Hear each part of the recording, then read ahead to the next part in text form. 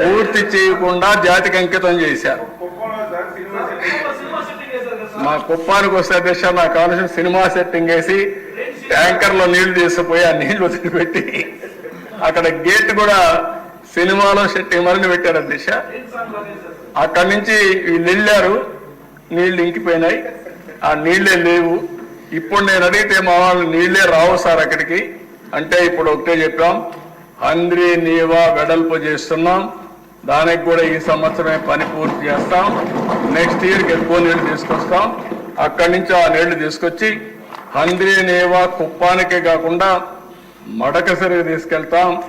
ఎప్పుడూ నేను హామీ ఇచ్చాను. ఏదైతే భైరవాణి తిప్ప, అదే మాదిరిగా మన సునీతమ్మ గారి కాన్స్టిట్యున్సీలో ఉండే పేరూరు, ఈ రెండు కూడా పూర్తి చేయాల్సిన అవసరం ఉంది. అవి కూడా పూర్తి చేస్తాం. కడాన హంద్రీ నీవాని నీవా వరకు తీసుకుపోతాం అధ్యక్ష.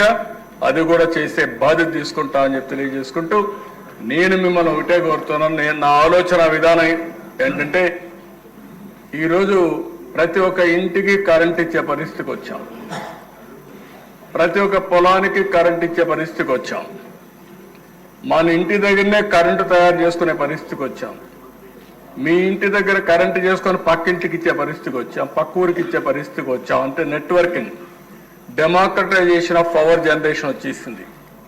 మన పంప్ సెట్లో మనం కరెంట్ ఉత్పత్తి చేసుకోవచ్చు, నీకు అవసరమైతే వాడుకోవచ్చు, మీ ఇంటికి కూడా వాడుకోవచ్చు. అలాంటి పరిస్థితికి వచ్చా. లేకపోతే మిగిలితే నువ్వు అమ్మచ్చు. ఆ పరిస్థితి అక్కడ తీసుకొచ్చాం. రెండోది వాటర్ నెట్వర్క్ ద్వారా ప్రతి ఒక్క ఎకరాకు నీళ్లు ఇవ్వగలిగితే, నీళ్లను పొదుపు చేసుకోగలిగితే, నదుల అనుసంధానం చేయగలిగితే, మారుమూల ప్రాంతాలకు కూడా నీళ్లు తీసుకుపోగలిగితే, ఇంకా దిశ ఇండస్ట్రీ కానీ లేకపోతే డ్రింకింగ్ వాటర్ కానీ వ్యవసాయానికి ఏమాత్రం కొరత ఉండదు. మూడోది అదే సందర్భంలో రోడ్ల అనుసంధానం. ఈరోజు రోడ్లు ఉన్నాయి అధ్యక్ష, నాకైతే అర్థం కావడం లేదు. ఇంకా పార్ట్ హోల్స్ అని పూర్తి చేసే పనిలో ఉన్నాం. 1-2 అయితే పర్లాగానే కొన్ని లక్షల గుంతలు పట్టినాయి అధ్యక్ష. 5 ఏళ్లు గుంతలు తవ్వడం తప్ప, గుంతలు పెట్టడం తప్ప ఎక్కడా పని కాలేదు. 850 కోట్లు శాంక్షన్ చేశాం. ఇప్పుడిప్పుడే పనులు అవుతున్నాయి. జనవరి మళ్ళీ ఎవరైనా కానీ మన రాష్ట్రానికి ఫెస్టివల్స్కి వస్తే మెరుగైన రోడ్డు వ్యవస్థ కనపడాలనే ఉద్దేశంతో ఒక దృఢ సంకల్పంతో ముందుకు పోతున్నాం. కానీ ఇంకా దాంట్లో చాలా సమస్యలు ఉన్నాయి. మీరు కూడా ఆలోచించండి, వినూత్నమైన ఆలోచనలు ఇవ్వండి. కొన్ని ఆలోచనలు చేస్తున్నాయి. ఇప్పుడు మన దగ్గర డబ్బులు లేవు కానీ ఆలోచనలు ఉన్నాయి. ఈ విషయం మీరు అందరూ గుర్తుపెట్టుకోవాల్సిన అవసరం ఉంది. ఒక ఆలోచన దేశాన్ని మారుస్తుంది, ప్రపంచాన్ని మారుస్తుంది. అలాంటి అనేకమైనవి వచ్చాయి. ఇప్పుడు ఈస్ట్ గోదావరి, వెస్ట్ గోదావరి ఒక ఆలోచన మాత్రం. మొత్తం 2 జిల్లాల్లో ఉండే రోడ్లన్నీ నేను అవుట్ సోర్సింగ్ ఏజెన్సీ ఎవరైతే బాగా చేయగలుగుతారో ఒక టెండర్ పిలిచి నేషనల్ హైవేస్ వారిగా మొత్తం ఇస్తాం. విలేజ్ నుంచి మండలానికి ఎక్కడ కూడా టోల్ ఇవ్వం, మిగిలిన టోల్ ఇస్తాం. అది కూడా కార్లు, లారీలు, బస్సులు వాళ్ళే ఇస్తారు. ట్రాక్టర్లు, స్కూటర్లు, ఆటోలు ఏవి ఛార్జెస్ ఉండవు. దీనివల్ల కొంత డబ్బులు పే చేయాల్సి వస్తుంది. ఆ డబ్బులు పే చేసే బాధ్యత, వైబిలిటీ గ్యాప్ ఫండింగ్ ఇచ్చే బాధ్యత ప్రభుత్వం తీసుకుంటాం. ఇది బాగుందంటే మీరు ప్రజలందరినీ కన్విన్స్ చేయగలిగితే నేను ఇమ్మీడియట్గా పని ప్రారంభిస్తా. బాగలేదు అనుకుంటే మన గుంతల రోడ్లనే తిరుగుదామంటే నాకేం అబ్జెక్షన్ లేదు. దీనికి కూడా అపోజిషన్ చేసే వాళ్ళు ఉంటారు కానీ సమస్య పరిష్కారం చేయరు, గోతులు పెడతారు. గోతులు పూడుస్తామంటే మాత్రం అన్ని నువ్వే చేయాలా, డబ్బులు లేకపోయినా నువ్వేం చేస్తే లేదు. ఇంకా మంత్రదండం ఒకటి తీసుకోవచ్చు, మంత్రదండాలు ఉండవు, తెలివితేటలు తప్ప ఇంకొకటి ఉండదు. ఇది కానీ బాగుందనుకుంటే పైలట్గా 2 జిల్లాలు చేసి, ఎందుకంటే మంచి ఐడియా, స్పాంటేనియస్ ఎంతమంది చేతులు పైకి తెరపండి.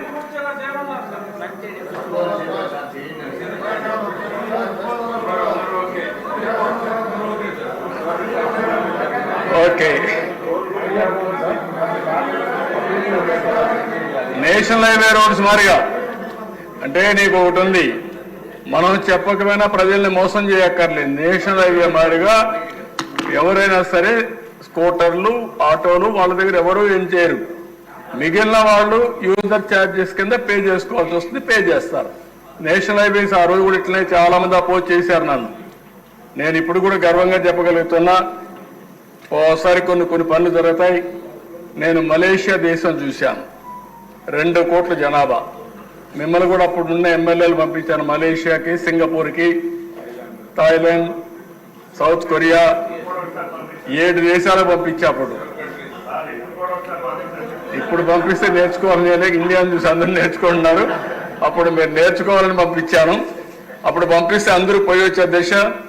అపోజిషన్ ఉన్న దగ్గర రూమ్లోకి వచ్చి, సార్ ఎక్సలెంట్ సార్, మీ ఐడియా చాలా బాగున్నాయని చెప్పేవాళ్ళు. మీరు చెప్పింది మేము సపోర్ట్ చేస్తున్నామని చెప్పేవారు. హౌస్లోకి వచ్చి అపోజ్ చేసేవాడు. ఏమయ్యా నువ్వు అక్కడికి చెప్పావంటే, అది అక్కడ మీకు చెప్పాలి కాబట్టి చెప్పాను సార్, ఇది మా పార్టీ విధానం అని మళ్ళీ మాట మార్చేసేవాళ్ళు. అందుకనే ఫస్ట్ టైం నేను మలేషియా చూసిన తర్వాత ప్రధానమంత్రి గారు వాజ్పేయి గారిని అడిగితే, ఇది సాధ్యం కాదంటే మనం ఏం డబ్బులు ఇవ్వద్దండి సార్, మనం చేద్దామంటే ఎట్లా చేయాలని ఇప్పుడు కూడా రికార్డు ఉన్న దిశ. మలేషియన్ మంత్రి ఒక అతను ఉండేవాడు, స్వామివేలు, సర్ఫేస్ ట్రాన్స్పోర్ట్ మినిస్టర్, ఆయన రమ్మని మేమందరం కూర్చొని ఆలోచించి ఫస్ట్ టైం చెన్నై నుంచి నెల్లూరు వరకు మలేషియన్ కంపెనీతో రోడ్డు వేసాం అధ్యక్ష. అది క్వాడ్రిలేటరల్ రోడ్లో, గోల్డెన్ క్వాడ్రిలేటరల్ రోడ్లో ఫస్ట్ బిట్ వచ్చి నెల్లూరు టు చెన్నై రోడ్డు. అది ప్రూఫ్ ఆఫ్ కాన్సెప్ట్, అది సక్సెస్ అయింది. అక్కడి నుంచి దేశం అంతా రోడ్లు విస్తరించారు. ఈరోజు మీరు చూస్తే ఎక్కడ పోయినా 4 లేన్, 6 లేన్, 8 లేన్, 14 లేన్కి వచ్చే పరిస్థితికి వచ్చాం. ఎక్స్ప్రెస్ వేలు వచ్చాయి, ఎక్స్ప్రెస్ రోడ్లు వచ్చాయి.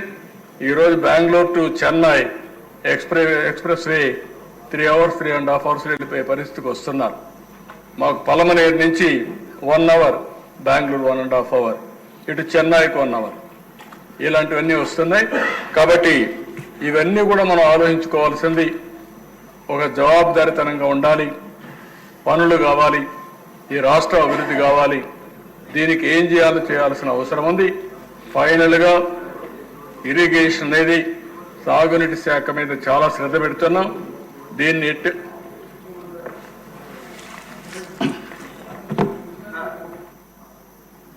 తమరు మమ్మల్ని అందరినీ పంపించి అనేక దేశాలు చూశాక మార్పు వచ్చింది, సంస్కరణ తీసుకొచ్చారు. దాని ఫలితాలు వాళ్ళు అనుభవిస్తూ ఉన్నాం.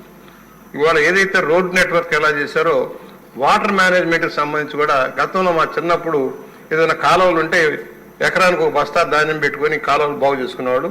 ఇవాళ అన్ని ప్రభుత్వం మీద పెట్టి నోట్లో చలువడి పెట్టండి అన్నట్టుగా ఉంటున్నారు, కానీ ఎవరు పార్టిసిపేట్ చేయటంలా. ఇవాళ ఏదైతే తమరు 75,000 కోట్ల రూపాయలు దాదాపు ఇన్వెస్ట్మెంట్ అవుతుందని అంటున్నారు, సంవత్సరాల తరబడి పొరపాటు ప్రాజెక్ట్ ఖర్చు పెరిగిపోతా ఉన్నాయి. రైతుల భాగస్వామ్యం తీసుకోవడానికి ఇప్పుడు 20,000 కోట్లు సాలీని తాగేస్తున్నారు సార్. సారా బ్రాండీలు తాగేవాళ్ళు 20,000 కోట్లు తాగేస్తున్నారు. కనీసం దాంట్లో కొంత పెట్టుబడి ఇటు మార్చి ఈ నీటి వనరులో ఎవరైతే లబ్ధి పొందబోతున్నారో వాళ్ళు కొంత ఇన్వెస్ట్మెంట్, 1 ఎకరం భూమిలో వాళ్ళ 5 లక్షలు 10 లక్షలు ఉంటుంది కాస్ట్. ఎప్పుడైతే నీరు ఇచ్చారో అది 20 లక్షలకు 30 లక్షలకు పెరిగిపోతుంది. దానివల్ల లబ్ధి పొందబోతున్నారు. ఆ లబ్ధి పొందే వాళ్ళు కూడా పార్టిసిపేట్ చేసేదానికి ఏదైనా ప్రయత్నం చేయగలరా అని ఆలోచిస్తారని అడుగుతా ఉన్నాను సార్. ఇప్పుడు ఒక ఇది ఉంది దిశ, ఎప్పుడు కూడా ఒక ప్రాజెక్ట్ వస్తే, నీళ్లు వస్తే ఆటోమేటిక్గా ల్యాండ్ వాల్యూ కూడా పెరిగిపోతుంది. ఒక రోడ్డు వస్తే నేషనల్ హైవే అంత మునుపు లక్షల్లో ఉండేది ₹1,00,00,000 అవుతుంది. అంటే ఒక యాక్సెస్ వచ్చినప్పుడు భూమి విలువ కానీ ఎకనామిక్ యాక్టివిటీకి కానీ చాలా భూమి వచ్చే పరిస్థితి వస్తుంది. మీరు చెప్పింది వాస్తవం. కానీ ఇప్పుడు వాళ్ళ మీద భారం వేయలేం, కానీ